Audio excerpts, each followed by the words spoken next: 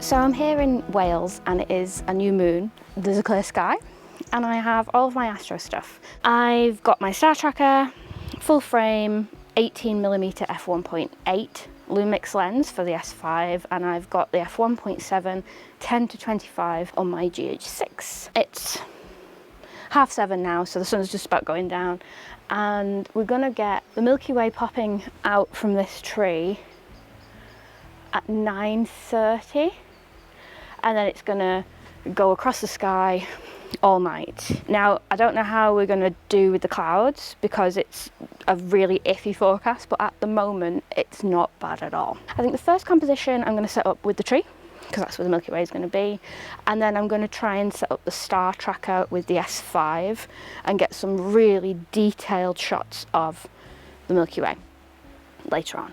Last night we arrived in the dark, whacked the camera out, and I just shot blindly. Basically, I focused to infinity. I had no idea what any of this looked like, but I'm really happy with how that turned out with the S5. I think the 18mm might be a fantastic astrophotography lens.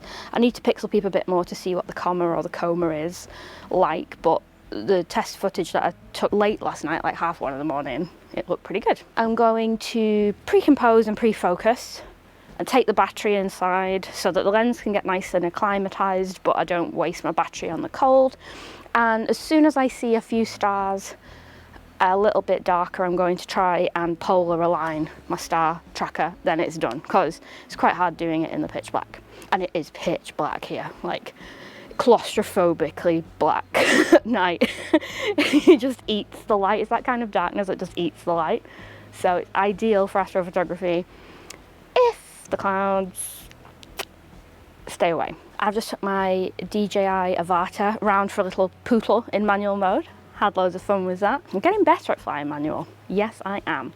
I've not crashed, well, I've crashed it a lot, but I've not destroyed it yet. Like, I've crashed it a lot. But I feel like I'm getting a hell of a lot more confident in manual mode, so yay! Let's see what the night shall bring. I'm going to take a long exposure of the foreground to try and get a little bit of detail in the tree before we lose too much light. And this is what it looks like. So I'm down the side of the building, and that's what we're doing.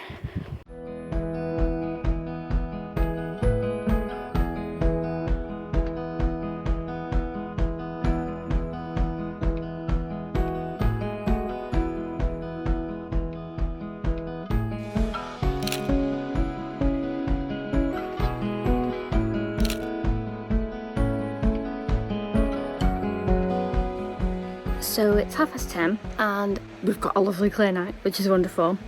I've got the star tracker on the S5 and I've been trialing different lengths of exposure. I've done 60 seconds, 2 minutes, 3 minutes, and I've just been using the Bluetooth app, which is really cool, the Lumix Sync, where you can just sort of stick it in bulb mode on the camera and then start the exposure on your phone and then just turn it off when you want. It's really cool. What I am battling with really badly is misting up with the lenses. I think I need to get like lens cozies or something because it's really bad, and yeah, it's a pain in the ass, but I don't really have anything to combat it right now, so there's nothing I can do. Just looking on the back of the camera, it looks really good. There's just two things that thwarting the GH6, and that's a motion sensitive light, which every time I go and check on things goes off, but also whenever a big enough blooming bat flies by, it goes off. So there's a few frames that are absolutely totaled when that motion sensor goes off. As for the S5, it's looking gorgeous. I've already got some good stuff already, but if the mist stays at bay, these longer exposures could be absolutely gorgeous.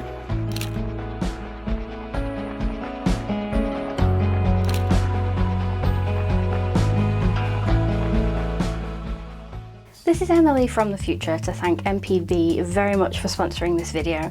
If you don't know, MPB is the world's largest online platform to sell, trade and buy used photography and videography goods.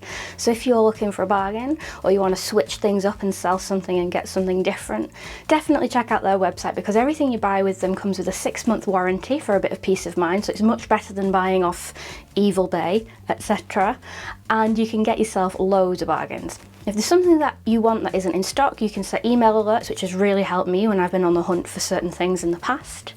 It's a really reputable, wonderful company, and they are absolutely passionate about photography and videography just like us, so definitely support them by going into the link below and seeing what you can find. Thanks once again to MPB for sponsoring this video. They make wonderful things like this happen for creators to keep us creating, and I think they deserve all of your support.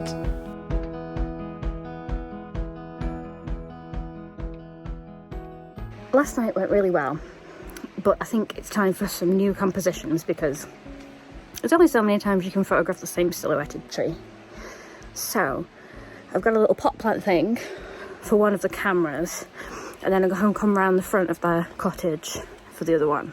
The images and time lapses really suffered from condensation and fog on the glass yesterday. I did leave the GH6 out to acclimatise, but for whatever reason it was really bad. So my grand theory for tonight is to take out the batteries, wrap them up in plastic bags and leave them outside to get used to the cold before we start.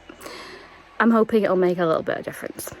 For the final night, I just concentrated on 2 compositions just to mix it up a little bit, and I really like how the house turned out. It was kind of spooky, and I quite like everything that's going on in this crazy picture with the GH6. Kind of unconventional, but really cool. I think the GH6 and the S5 did exemplary. I think this is the first time I've actually used the GH6 for Astro, so I'm very happy.